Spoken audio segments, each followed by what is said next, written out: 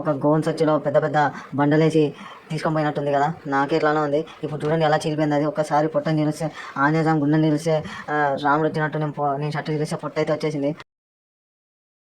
Hi friends, ఈరోజు నాకు new beginning. యాక్చువల్గా ఈరోజు ఎర్లీ మార్నింగ్ లేచాను బయటికి వెళ్దామని.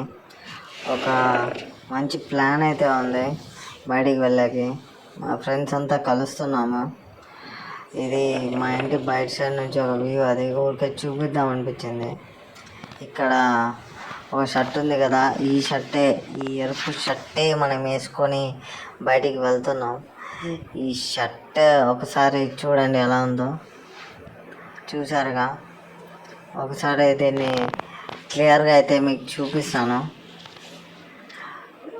ఇది డబల్ షర్ట్, చాలా ఇష్టంతో కొనుక్కున్నాను. కానీ మా వాళ్ళు దీన్ని ఇస్త్రీ చేసేప్పుడు కదా అలా కింద పడేశాడు. ఎలాగో రాత్రిపూట కదా, ఎవడేం చూస్తాడులే మనం ఉన్నదానికి అని చెప్పేసి ఇదే షర్ట్ వేసుకొని పోదామని అయితే గట్టిగా ఫిక్స్ అయిపోయాను. ఇది వేసుకొని కూడా చాలా రోజులు అయిపోయింది. ఇప్పుడు నేనైతే కొంచెం సెన్సార్ కట్టింగ్ ఉంది, తీసాను. ఇప్పుడు నాకు ఆడ కనిపించే కుండకి నాకు ఎటువంటి సంబంధం లేదనుకున్నారు. అది నాకుండే, అది నా బాణ పుట్టే. ఒకసారి చూడండి ఇప్పుడు బ్యాక్ సైడ్ లుక్ ఎలా ఉందో. బ్యాక్ సైడ్ చాలా బాగుంది కదా. వామ్మో, ఇదేంటి ఆ పక్క ఈ పక్క 2 టైర్లు వచ్చాయి. గట్టిగా ఇలా అదం పెట్టి వేసుకోవడానికి ట్రై చేస్తున్నాను. ఇప్పుడు చూడండి, అసలు బటన్ పట్టట్లేదు.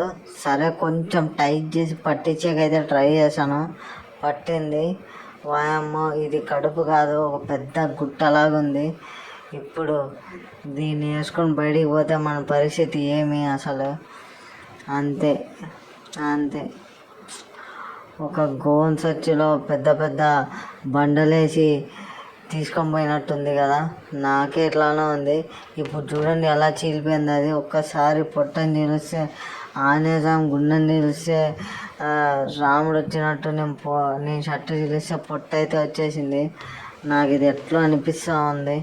మీకు ఏమైనా టిప్స్ ఏమైనా తెలిస్తే వెయిట్ లాస్కి కాస్త నాకు చెప్పండి.